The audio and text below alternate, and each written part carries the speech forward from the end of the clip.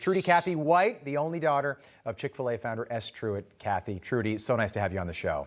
No, thank you. Glad to be here with you. Trudy, what's in the secret sauce? I'm kidding. I'm totally kidding. That's my favorite, though. That is my favorite. Well, Trudy, companies continue to, the saying that you see on social media is go woke, and many continue to go broke as a result. What makes Chick-fil-A different? Well, I think it could be part of the secret sauce is the fact that we're really people-focused and purpose-driven in what we do at Chick-fil-A. We love our people. People say we're in chicken business. We just like to remind them we really are in the people business. We enjoy having customers to be able to serve and to create an environment where people can enjoy the food that they've been given, but we're very purpose-driven. The reason that we are in business is to glorify God by being a faithful steward of all that's entrusted to us and of a positive influence on all who come into contact with Chick-fil-A. And with that kind of focus and that kind of purpose, it really makes it fun to be in business. What's fascinating is people enjoy places like Wendy's and McDonald's and Burger King, but Chick-fil-A is on a different stratosphere when it comes to loyalty. Your company has not been canceled, which in 2021 is a rarity. Burger King, and I just thought this was interesting, Burger King on Twitter took a jab at your company's policies, saying that they're going to donate to LGBTQ plus charities. Just a low blow by a massive corporation. Do you feel like Chick-fil-A is unnecessarily attacked for standing by principles that you guys have stood by for generations?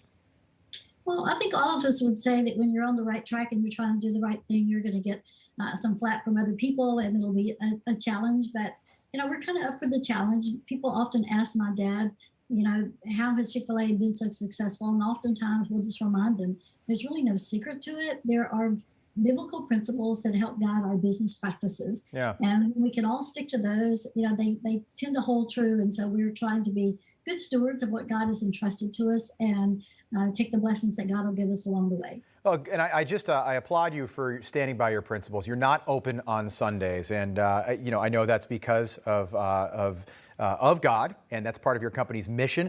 If I'm being honest, there are Sundays when I will drive by and just say to myself, oh, come on, you want Chick-fil-A to be open.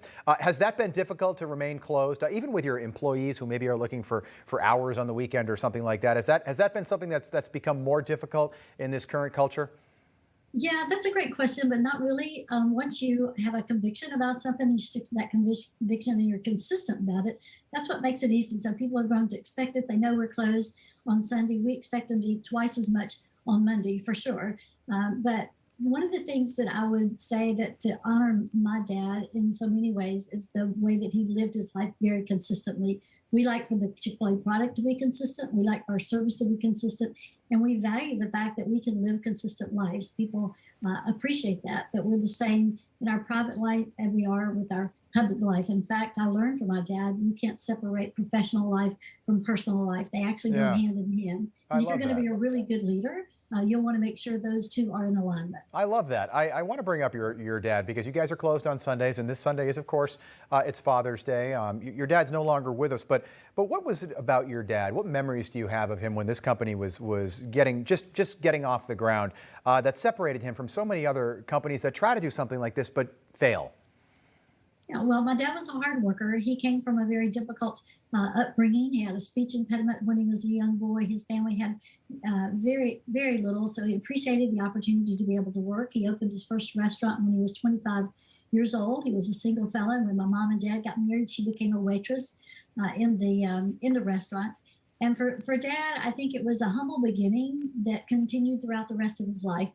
He was grateful for anything that the Lord provided for him, and he tried to steward and manage it really well. He taught me when I was a young person, he said, Trudy, if you'll help other people get what they want in life, you'll get what you want out of life. And I think that's what my dad focused on, trying to help other people get what they wanted in life, mainly some good food to eat. Yes, eat more chicken.